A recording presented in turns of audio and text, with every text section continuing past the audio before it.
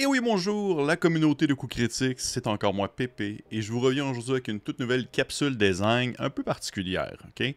C'est arrivé à quelques reprises que j'ai vu passer en ligne des questionnements sur l'accessibilité à différentes ressources pour la conception d'un jeu de rôle sur table, et après plus d'un an à produire des petits modules, des petits suppléments pour coups critiques, j'avais le goût de proposer une capsule portant sur les différents outils ou sites de référence que j'utilise au quotidien pour la conception. Et comme plusieurs le savent, en fait, moi, je ne fais pas d'illustration. Je ne sais pas dessiner, malheureusement, outre des petits personnages en allumettes.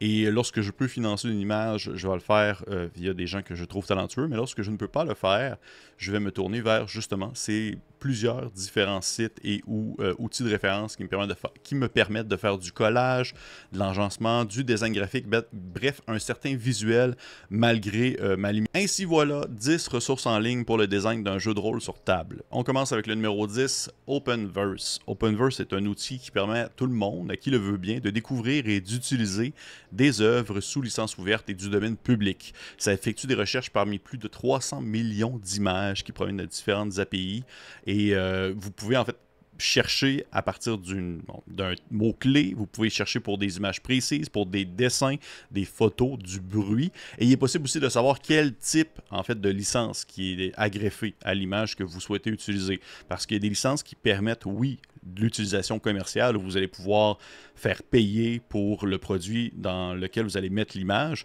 mais des licences aussi qui permettent l'utilisation, mais pas à des fins commerciales, donc pour des produits que vous allez donner gratuitement. Ainsi, vous pouvez filtrer comme ça selon ce que vous cherchez. C'est pas mon outil préféré en soi. Je le trouve très cool pour des photos et pour le bruit. Pour les dessins, c'est un peu moins... on dirait c'est un peu plus limité. Je préfère d'autres alternatives que je vais vous mentionner tout à l'heure, mais il y a énormément de contenu qui s'ajoute quotidiennement. C'est facile à chercher, puis ça provient de plein de ressources. En fait, c'est vraiment comme une espèce de... Ça va consolider toutes les ressources que vous pouvez trouver en ligne sur des grands sites et ça va toutes les mettre directement dans Openverse lorsque vous allez faire vos recherches. Fait que pour vrai, quand même très cool si ça peut vous intéresser. Imitation au dessin. Mais vous allez voir, dans les 10 outils que je vous présente, ce n'est pas tous des outils qui sont spécifiques à l'illustration. Il y a d'autres choses au travers qui sont un peu plus pointues dans le domaine du jeu de rôle et vous allez comprendre lorsque je vais vous les présenter. Numéro 9, Whatfont et Dafont. En fait, c'est le moyen le plus simple d'identifier des polices de caractères pour des pages web. C'est sûr que ça vous est déjà arrivé de vous promener sur une page web et de vous dire mais cette police de caractère est plutôt intéressante. Quel est son nom et d'où provient-elle? Eh bien, Whatfont, c'est une extension que vous allez installer sur votre navigateur et qui vous permet de cliquer sur une police d'écriture sur une page web précise et de voir son nom, son origine, d'où est-ce qu'elle vient. Et par la suite, vous pouvez faire une recherche annexe sur Dafont, qui est un autre site internet. Je les ai mis les deux ensemble parce que je trouvais qu'elle est de pair, sur lequel se trouvent plusieurs centaines de polices d'écriture que vous pouvez télécharger et intégrer dans votre outil d'écriture si vous utilisez Microsoft Word ou Photoshop ou autre. Et c'est possible de faire des recherches sur le style de police d'écriture. Est-ce que vous voulez que ce soit plus gothique? Est-ce que vous voulez que ce soit plus antique, futuriste, classique? Il y a différents formats, différents styles. C'est possible également de voir la licence qui est associée à la police d'écriture. Donc, certaines licences vont être ouvertes que vous pouvez utiliser depuis le domaine public et que vous pouvez commercialiser sans problème, alors que d'autres vont plutôt être dans l'usage personnel. Donc, vous pouvez les prendre et les utiliser pour des produits gratuits, des produits pour vous, mais vous ne pouvez pas les vendre, les associer dans des produits que vous allez vendre éventuellement sur le marché. C'est deux outils que j'utilise quand même assez souvent. Dafont, pour vrai, c'est une ressource assez incroyable. Et Whatfont, ça m'arrive de temps en temps lorsque je vois une police d'écriture intéressante sur Internet puis que je ne la connais pas et que j'ai goût de voir d'où est-ce qu'elle provient et s'il existe des polices annexes qui peuvent lui ressembler. Le numéro 8, c'est le générateur de plans de Watabu. C'est un outil en ligne vraiment chouette si vous souhaitez concevoir des plans de lieux intégrés dans votre jeu. En fait, Watabu, c'est un créateur qui est dans le milieu du jeu de rôle, dans la conception depuis un certain temps, qui va souvent proposer des outils pour générer aléatoirement des choses, et comme des villes par exemple. Et son générateur de plans le plus récent qui a sorti, c'est pour générer une maison. Donc plusieurs étages où vous pouvez définir en fait les différents lieux. Est-ce que c'est un salon? Est-ce que c'est une salle de bain? Est-ce que c'est un bureau? Vous pouvez aussi effacer les annotations. Est-ce que vous voulez avoir juste un plan sans nécessairement de petites notes pour savoir quel type de pièce il s'agit? Vous pouvez changer la couleur, vous pouvez changer la texture du visuel et vous pouvez l'utiliser de manière commerciale dans le jeu que vous allez concevoir. Fait que ça, pour vrai, c'est quand même un outil très cool si jamais vous n'avez pas les ressources pour pouvoir concevoir par vous-même les plans d'un endroit. Watabu le propose et c'est un outil que je trouve très très cool à utiliser et qui est offert gratuitement.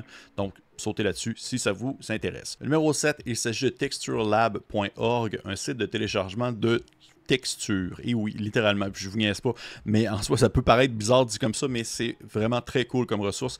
C'est un site que j'ai découvert assez récemment et qui permet justement de télécharger en format JPEG des différentes images qui vont représenter des textures précises que vous allez pouvoir utiliser pour vos parties, que pour vos publications commerciales. Le tout, c'est gratuit et vraiment, il y a du contenu, il y a même des vidéos qui vont vous donner des astuces pour l'utilisation de certaines textures.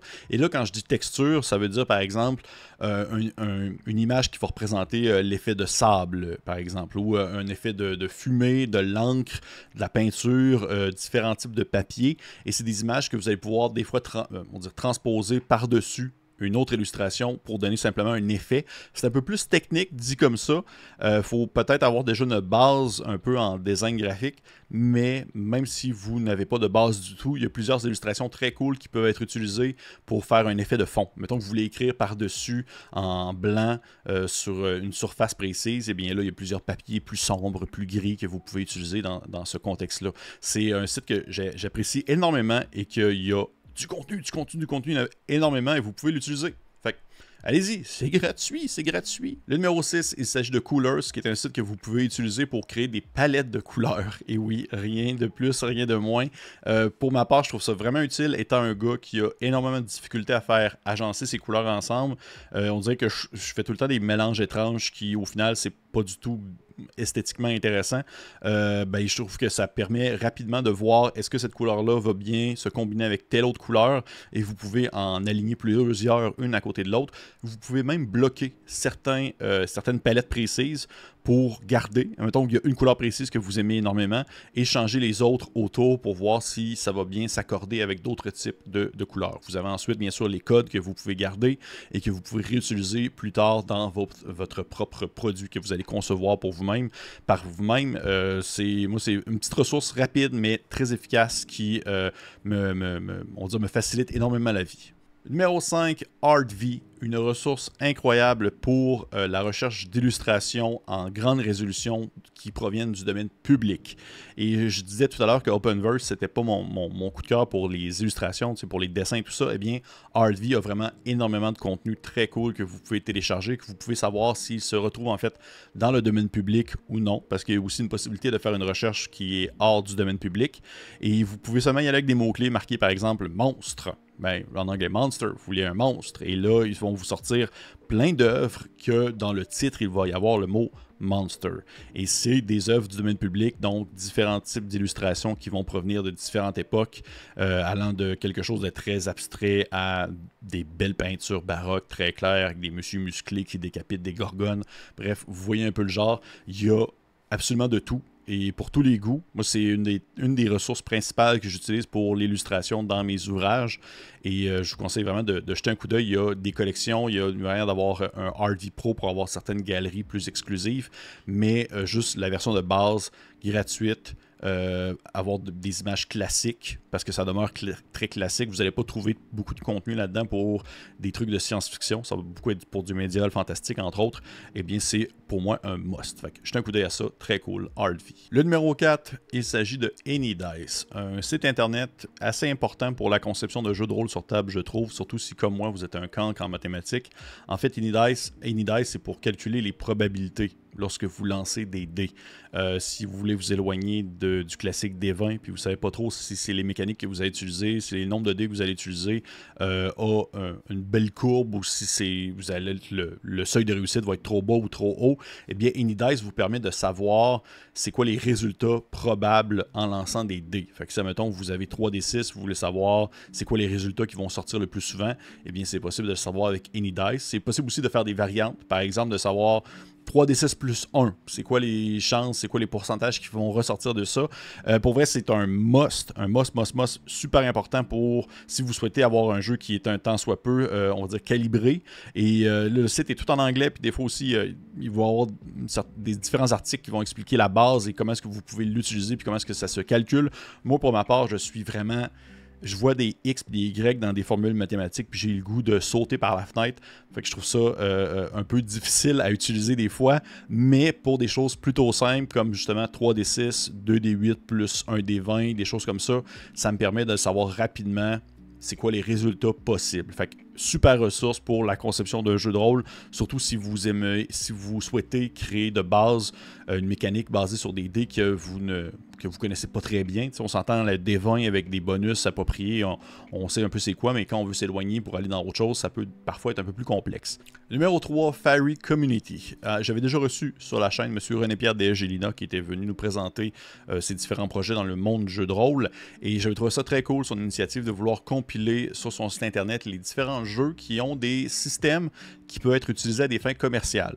Donc, si, admettons, ça ne vous tente pas d'utiliser AnyDice, ça ne vous tente pas de calculer les pourcentages pour les jets de dés, vous trouvez ça trop compliqué ou vous ne voulez pas mettre les efforts là-dessus, eh bien, il est toujours possible d'aller chercher un système qui existe déjà, qui est utilisable et qui est utilisé par d'autres jeux et l'adapter pour votre jeu aussi selon certaines modalités. Ça dépend le système. Et ce qu'on retrouve en fait sur le site de Fairy Community, eh bien, c'est une longue liste de systèmes, en fait, de différents jeux et des documents de référence qui permettent de connaître le cœur, le nœud du système et comment l'adapter à votre jeu. Que ce soit Cairn, que ce soit Breakless, que ce soit Push, Lumen, Fate, Blades in the Dark, il y en a vraiment plein. Donc, si vous ne voulez pas calculer, eh bien, il y a toujours Fairy Community avec sa grande ressource de système. Numéro 2, les différents modèles de magazines gratuits et préconstruits disponibles sur Itch.io. Là, je suis assez général parce que ça dépend beaucoup du type d'outil que vous allez utiliser pour monter votre jeu au quotidien. Et en gros, c'est que Itch.io, c'est une plateforme indépendante pour les créateurs. Il y a des jeux de rôle, il y a des jeux vidéo, il y a de la musique, il y a vraiment un peu de tout. Il y a des produits qui sont payants, des produits qui sont gratuits. Et il y a une section où, dans les barres de recherche, vous pouvez un peu chercher ce que vous souhaitez. Et il est possible de tomber sur une série de plusieurs modèles préfaits pour des magazines. C'est que là, vous téléchargez le modèle, vous l'ouvrez dans votre application. Il faut voir, il y a certains modèles qui sont spécifiques à certaines applications. Et une fois qu'il est ouvert, c'est que vous avez déjà comme le modèle, la mise en page préfaite avec seulement des blocs un peu vides que vous pouvez remplir. Là, le texte va aller là, une image peut aller là. Vous pouvez placer ça un peu où vous voulez, changer à différentes pages, différents endroits, et ces modèles-là sont réutilisables. Donc, si vous souhaitez publier plusieurs jeux, vous pouvez reprendre toujours le même modèle et seulement changer les textes et les images de place. L'important, c'est de respecter la mise en page, les marges, comme on dit également, parce que si vous désirez imprimer votre jeu, vous ne pouvez pas le monter comme vous le voulez dans son document, n'importe où, parce qu'il y a des bonnes chances qu'il y ait une partie du texte qui sorte ou que vous perdez des sections de certaines images que vous souhaitez intégrer. Donc, les modèles préfaits permettent de respecter certaines normes préétablies pour la grosseur de certains types de magazines et ils sont disponibles sur Itch.io. Il y en a beaucoup, il y en a de toutes les sortes. Il y a des tout petits modèles que vous pouvez seulement ouvrir avec 2 doigts à des modèles plus classiques qu'on retrouve quotidiennement. Il y en a qui sont payants, il y en a qui sont gratuits, il y en a qui vont venir avec des conseils, il y en a d'autres qui vont être plus fais comme tu peux puis arrange-toi, mais il y en a pour tous les goûts. Fait que ça, c'est un must que je ne peux que vous conseiller pour aller voir ça. Moi, je l'ai utilisé très souvent. Et finalement, mon numéro 1, l'outil que j'utilise au quotidien et que je ne pourrais plus me passer pour les différents modules et aventures que je publie chez Coup Critique, il s'agit de Affinity Publisher 2e version. C'est un peu l'alternative idéale à Adobe, Photoshop et tout ça, la suite Adobe, que vous devez payer une fois par mois. Affinity Publisher, vous payez une seule fois et vous l'avez pour toujours. Oui, j'ai présenté dans cette capsule certains outils et sites internet qui étaient gratuits à l'utilisation. Affinity, c'est payant, mais c'est de l'argent très bien dépensé parce que vous payez, vous l'avez et c'est, selon moi, l'application parfaite pour créer, concevoir et formater des documents riches et complexes pour faire un jeu de rôle sérieux dans sa mise en page et dans son visuel et dans sa présentation. Pour vrai, ça, c'est selon moi un must que je ne peux pas mettre de côté maintenant. Je l'utilise tout le temps parce que vous pouvez respecter certaines normes, vous pouvez faire différents formats, vous pouvez intégrer vos images, intégrer vos polices de caractères, vous pouvez faire votre visuel. Tout peut être fait avec Affinity Publisher. C'est l'outil numéro 1 pour les zines, pour les magazines, pour les livres de jeux de rôle, selon mon très humble avis de gars qui utilise que ça. Et oui, c'est ce qui conclut cette capsule sur les 10 outils que je vous proposais pour la conception de jeux de rôle. Vous voyez que ça allait un peu dans tous les sens. Il y en a qui étaient pour les images, il y en a qui c'était pour le pourcentage pour calculer les chances selon les jets de dés, il y en a qui c'était pour la mise en page, les ressources, l'inspiration, tout ça. Bref, ça allait un peu dans tous les sens. S'il y en a que vous avez trouvé intéressantes, des liens ou des ressources, dites-moi en commentaire. S'il y a des applications que vous utilisez, que vous trouvez bien, dites-moi là aussi. S'il y en a que vous avez utilisé, mais que vous n'aimez pas du tout, ou que vous avez d'autres alternatives, dites-moi là, je serais curieux de le savoir. Et si vous avez aimé ça aussi, parce que c'était assez différent, on demeure dans le jeu de rôle, mais c'était plus dans la conception technique. Si vous voulez en avoir d'autres, faites-moi savoir. Et pour les autres, on se dit à la prochaine.